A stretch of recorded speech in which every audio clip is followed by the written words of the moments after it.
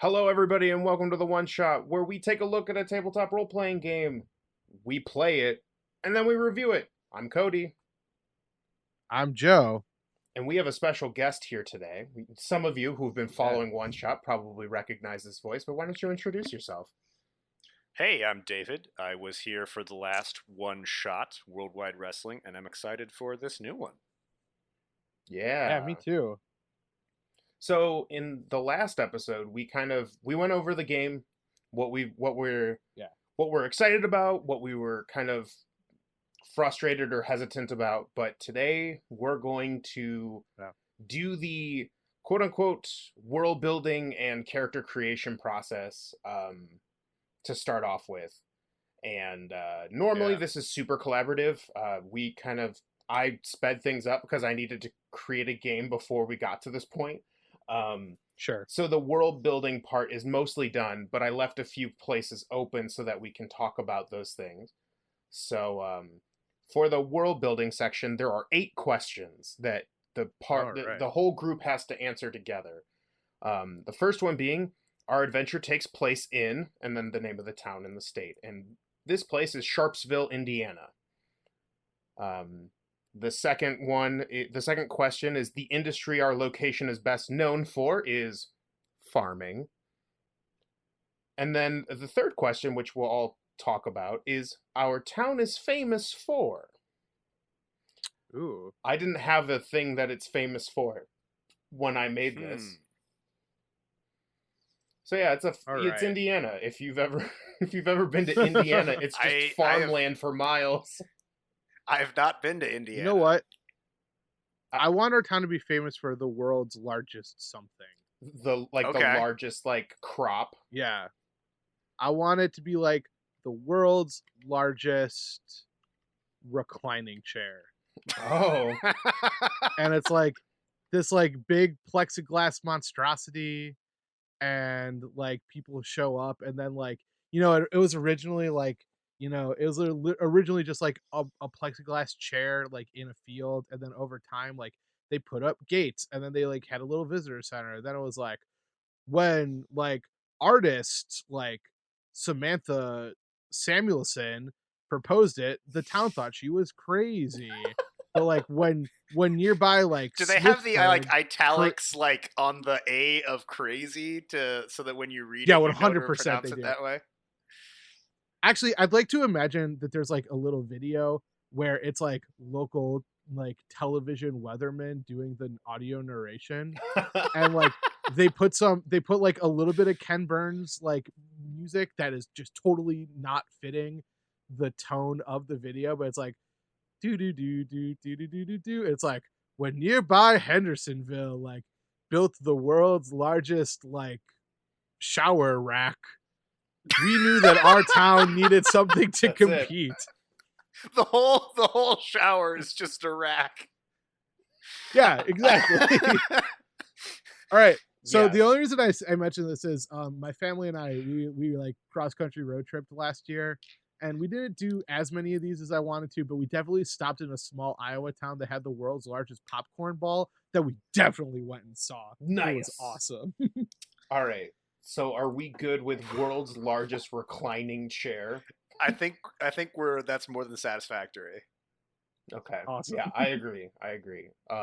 So number 4 is, our town is infamous for. So what is this town infamous for? What is Sharpsville, Indiana infamous for?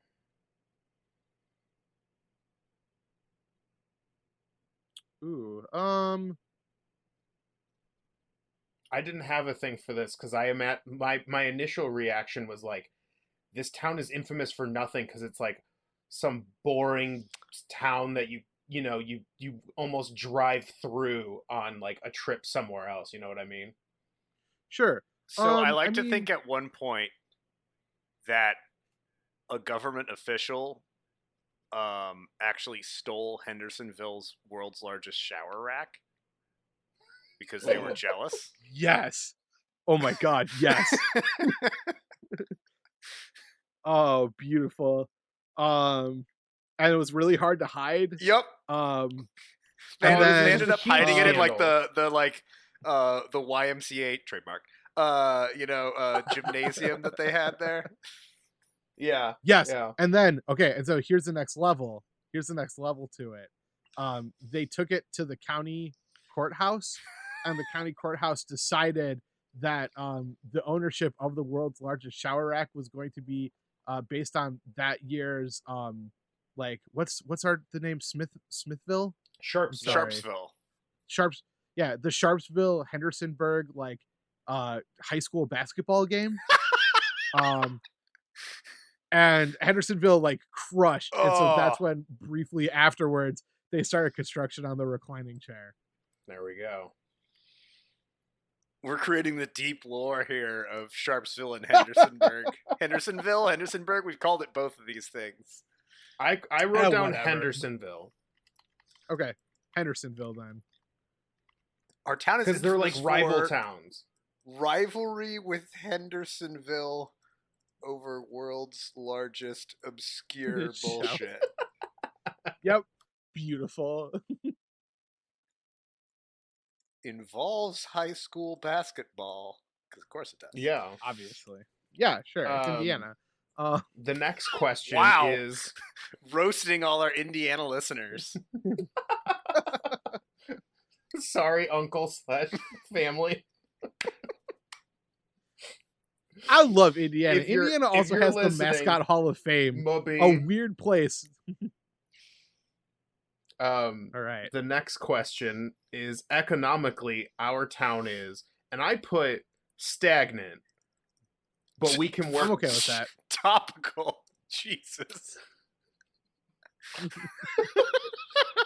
No, this is 1992. This is different. Oh yeah, good point. Time. Good point.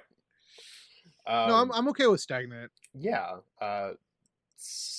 Question 6 is a notable local organization is, and I didn't have one. So I don't know if this qualifies as like an organization.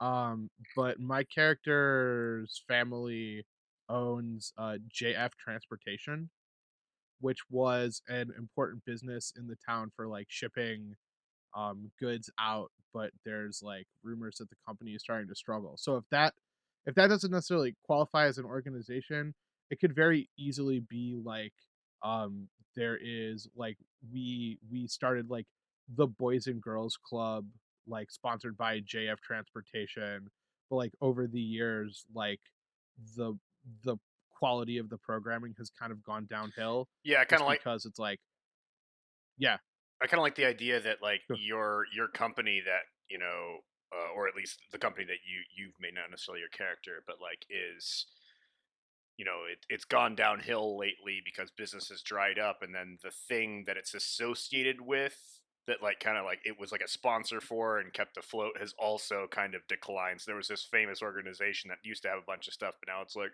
we got a picnic, please come to the picnic. Yeah, exactly. Yeah.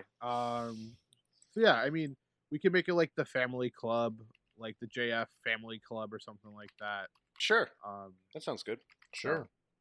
Yeah. All right. So they would like host like the annual trip to Cedar Point every year. But like in recent months, it's become a little too expensive. Name drop. Yeah. Hey man. Hey. It's a good day trip destination for people who live in Ohio and Indiana. Okay. Yeah, there you go. So I wrote down a notable organization is the JF Family Foundation. Yeah, there we go. Funded. See, when you change it to foundation instead of club, I just instantly think it's full of evil people. I mean, Joe's part of it, so like, yeah.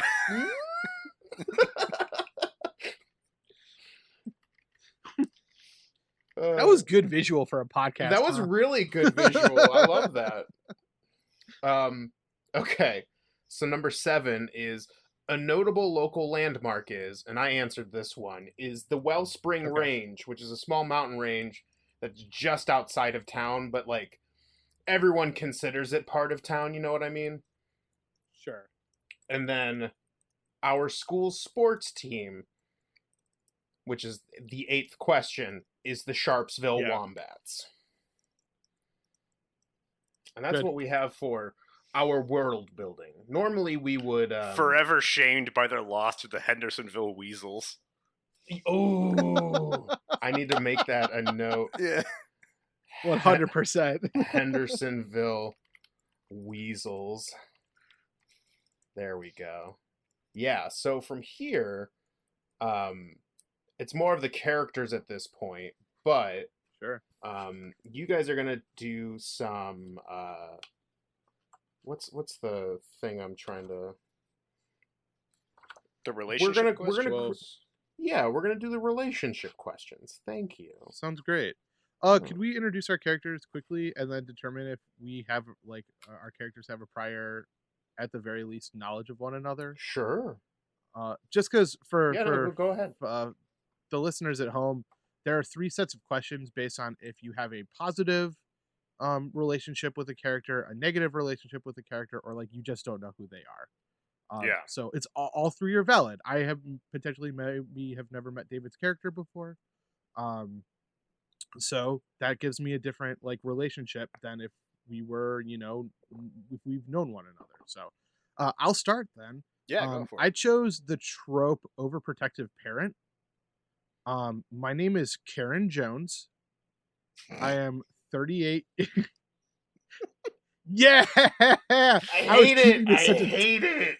I was keeping this such a tightly guarded secret. I know you were trying. You wouldn't tell me anything about your character. And I'm like, why the fuck won't he tell me? She is 38 years old. Of course. Her fear is losing the respect of the town. Oh. Her motivation is to protect my family's safety and reputation. My flaws are that she is neurotic and insecure. And then my advantages, I think they're called. I don't remember the terminology. Strengths. I am strengths. Okay, I am wealthy, which means that I can basically like buy whatever I want without worrying about it. You're wealthy, which means you can turn down for what? Hell yeah. There we go. And then I am skilled at I kind of refer to it as society stuff, but to like make it more specific for the game, she's really good at like talking her way out of like a sticky situation. So she's been to enough like cocktail parties and things like that she's really good at like either hiding a secret or like transitioning away from something. And then just a teensy bit about my character. Karen is a former beauty queen who married her high school sweetheart and quarterback legend Charles E. Jones III, called Trip. Jones's family owns JF Transportation, an important business in the town, though in recent years there are rumors that the company is starting to struggle. I have 3 kids. I have Charles E. Jones IV, who is 16. He is the complete opposite of his father. He is a lanky, awkward music and theater nerd. I have Beverly Verve Jones, who's 13. She has a little group of friends that are her classmates. They like playing D&D and watching classic movies. Then we have Jimmy Jones, 8, who is a classic trouble child. And then they have 2 questions for each of the tropes as well. So my one question is when do you feel appreciated by your children? My answer is when I help them out of a major jam, teaching them the skills I have successfully used to get where I am today. And then what would losing my children mean to you? My children are my world and my family's legacy. I would move mountains to keep them safe. So that is Karen. Okay. So my character, I chose the conspiracy theorist trope, and I'm playing a teen because that one's available in teen or adult. My character's name is Danny. They're 15. I guess we'll just go down the list. Their fears are confusing and like overloaded environments. Like they have like some sensory stuff and losing loved ones. Their motivation is to put all the pieces together. Their flaws are they're blunt and restless. Description: they're somewhat slight, always wearing baggy clothes, some bent glasses, shock of deep brown hair, freckles. They are non-binary. slightly anachronistic to have people always using they pronouns in 1992, but we're gonna do it. Sure. I'm down. So, let's see. What else do we have? The strengths. Teens get rebellious, which means you are good at persuading children and resisting persuasion from adults. And I chose intuitive and skilled at drawing. They are a common artist. As for their history and stuff, I don't have a whole lot. I like to think they work at a movie theater, and largely sort of like are able to just like put the movie on and then do their own thing. And their coworkers sort of cover the concessions. They tend to keep to themselves. They're not particularly a social butterfly. The two questions for conspiracy theorists are question one: what do you think is going on in the town? And Danny has noticed that the government is keeping something secret in the town, or that's what they believe. That the cops are probably in on it. There are government agents who visit twice a year regularly, and they don't believe there's any other reason that they would be here. And then question two is how far will you go to prove that you're right? And farther than anyone else, because experience has taught them that nobody really believes them about what's going Very on. cool. All right. All right. So, do you think that Karen and Danny might have like crossed paths before, or do you think that this is characters that we have never met before? How old are your Karen's children? Charles is 16 and Verve is 13. So, Danny probably knows them, but I don't foresee. It doesn't seem like any of your children would have to have a job, so I don't think they would really be coworkers. Okay, that makes sense. And so it's probably something where like Danny knows of them, and maybe they know who Danny is, but Danny kind of keeps to themselves. So it's probably like you might know like you would assume it's a fairly small town. I guess one of the questions isn't population size, but I assume there's probably only one or two schools. Oh yeah, there's only two schools in this town. Yeah. So we'll say that maybe they go to the same school as your kids. Okay, cool. In that case, then I guess we'll both roll on the character you don't know table. Yeah, I mean, unless you had another idea, that was just my first thought. No, I mean, I think that makes perfect sense unless Danny was like involved in like the arts scene at the school, but it seems like they have enough going on in their lives that they wouldn't necessarily.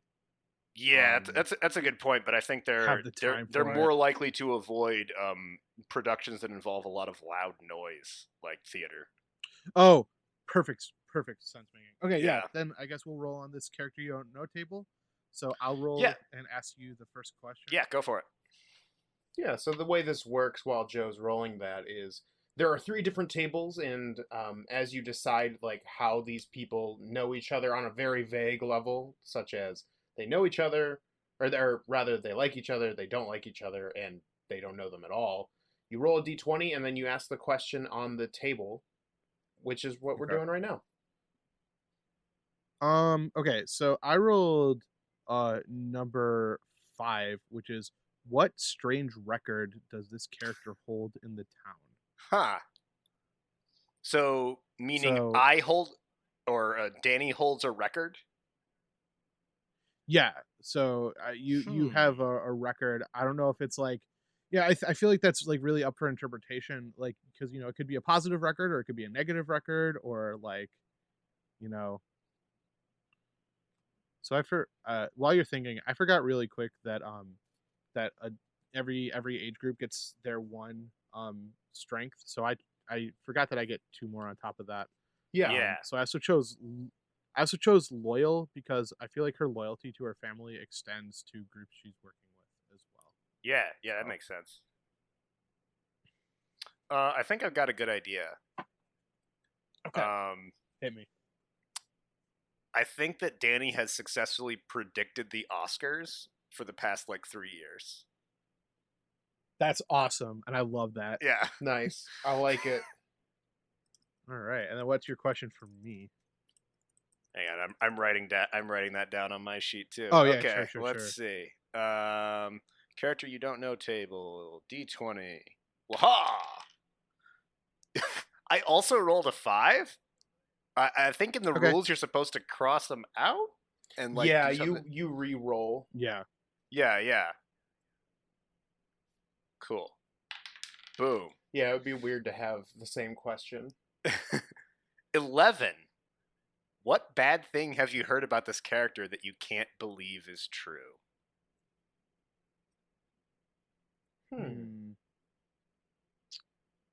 Okay. So there is a rumor around the school that you attend with my boy. With your boy? With my boy Charles. That in your locker you have various weird grainy pictures of important members of the town, and there's sort of a rumor brewing amongst the students that you're planning something very big, and maybe going to try to like take down someone. And I just can't believe, because I've been to the movie theater a couple of times, you've always been so polite to me. So perhaps you just have a passion in photography that people don't understand. I mean, I always try to see the best. I always try to see the best in people, unless they're the manager. Oh no! As soon as I saw overprotected parent, I was like, done, so. Yep, that's it. All right. Okay, so we got the questions out. I believe there are various levels in which you can do this. I believe this is the simplest one. Yeah, this is the simple 5-minute one. There are other ones that you can do that are a little lengthier, but for the sake of time and so that we can get kind of into the meat of the game, we decided to go with the simplest one. So if you're out there at home thinking like, oh, that was kind of short or whatever, don't worry. There are other modes in which you can develop relationships with the people at the table. Plus, it's also shorter because there's 2 of you instead of a usual game, which could be anywhere between like 3 to 6 players. So and they I feel like there's one. Oh, go ahead. They recommend in the book, like it all basically works that same way. It's just like you ask more questions for the longer versions. Is really the only. There's one where you have to you have to answer like a question from like all of the pages. Yes. It's like you have to answer a positive, a negative, and you don't know them question. So like, and I think that makes sense in a weird roundabout way. Like, even if you like, because I feel like the questions on the you don't know them page are vague enough that it's like you could know this person, but they have a secret record that no one's aware of. So. Right, it's kind of like a rumor has it situation, which is pretty common in games and like media like this. Yeah. So why don't you guys talk about for a little bit, because we're actually getting pretty close to the end of a normal episode. So why don't we talk about what you guys are rocking in your backpacks and any other extra stuff that we haven't talked about yet, and then we'll call this an episode. All right, David, why don't you start on that? Okay, so the backpack mechanic for the game is like it's a little vague, but like they just want you to like, what items are you never without, and they also have you list like what sort of intangible resources you might have. For example, like having supportive parents, or you've got family if you're like an adult, like you've got family in the area, like the fact that you are closely related to a very important company in the town could definitely be something in your backpack, even though that's Sure. somewhat covered under being wealthy for Karen. But Mhm. so it's both tangible things that you always have with you, whether it's in an actual backpack or, as they put it in the book, in the trunk of your car, or your purse or whatever, or if it's just resources you have access to. So for Danny, they always have art supplies. So they have like annotated sketchbooks, a pen case, all of the caps are chewed, post-it tabs, and a wooden ruler. They always have a water bottle, and then for the sort of intangible benefits, I put that they're pretty self-sufficient. They're not, their family life isn't volatile, but they're usually the one preparing all their own food and stuff like that. Gotcha. Very cool. Yeah, and then in my backpack, so like the intangible things are kind of my family's name. Um, can keep me out of some situations in the town. Um, and I think also along the same lines, just like my own personal reputation as like a local, beauty queen has made me into like something of a minor celebrity. Although that's kind of, there are some who are starting to see it as like sad because it's like I'm really resting my laurels on this thing that happened like quite a while ago. And then in terms of like physical things, Karen almost always she has on her just sort of like her husband's business card at all times that she uses to like palm into people's hands. Like if she gets pulled over for speeding, it's like, oh, well, maybe we could talk to my husband about this. Like slip. Um, and then she has. I mean, Danny's gonna trust you I so didn't. easily. It's gonna be I know, great. right? It's gonna be so great. Um, and then yeah, I think that like in terms of physical items in her car, she almost always has like supplies to like beautician stuff. And oh goodness, I didn't put too much thought into my backpack, sadly. Um, maybe um I think like beauty supplies, hair and makeup supplies, and things like that. And an incredibly, I want to say incredibly unreliable car phone, but I don't want to break the game. But who knows? Maybe that's funny. Maybe she just has a car phone that doesn't work. Because I remember we had a car phone pretty early on that just didn't work at all. So a car phone that doesn't work, but she likes to show it to people, because it makes her look cool. She was like, "Oh, this the old thing," and then she like immediately hides it because it doesn't work. Um, A car phone inside of and a then Buick. a car phone inside of a Buick. Um, and then for my stats personally, my fight is 20, my flight is 6, my brains is 12, but I get a +1 for being an adult. My brawn is 8, or 10 rather. My charm is 8, and my grit is 4, but +1 for being an adult. So Cool. All right. Yeah, I forgot to Well, go over my stats technically. yeah. Hit me up. Yeah, yeah. brains is 20. Fight is 12. I get +1 for being a teen. Flight is 10. Grit is 8. Charm is 6. And brawn is 4. I get +1 for being a teen. Nice. I like it. All good Cool. stuff. All right. Well, let's call this an episode here. Sounds good. And we'll get it. We'll get next episode. We will get into the nitty gritty of this. We'll just start with the narration, and we'll just start playing. Man, I'm Sounds excited. great. This is good. This is Awesome. fun. Kids on, adults and teens on bikes. Yeah, because there's no literally kids no here. kids, but there might be bikes. They're definitely bikes. All right. Cannot 100%. emphasize enough. There are plenty of bikes. Audience, don't get it twisted. Hey, if you like this episode and you want to learn more, Cody, where's the place they can learn more? Oh, they can go to our website at www.fandomroulette.com, where all of our episodes go live as they're hitting the net. Yeah, you heard it here first. Fandomroulette.com is where you're going to get these episodes first. And if you scroll all the way to the bottom, right above the social media links, there's a little form you can fill out to basically talk to us about whatever you want, but also give us things that you would like us to look at for the next one shot. Please talk to them. They're lonely. Oh, yes, I'm incredibly lonely. Please.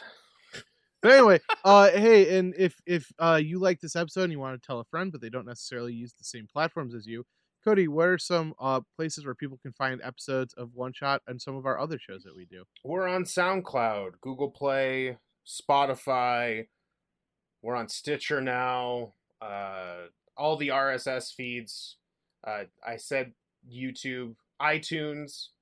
Yeah, basically all you got to do is search Fandom Roulette on the internet and you'll find us. Sounds great. And hey, if they want to reach out to us and talk to us, not necessarily via our website, but on social medias, what are some of our social media that we are on?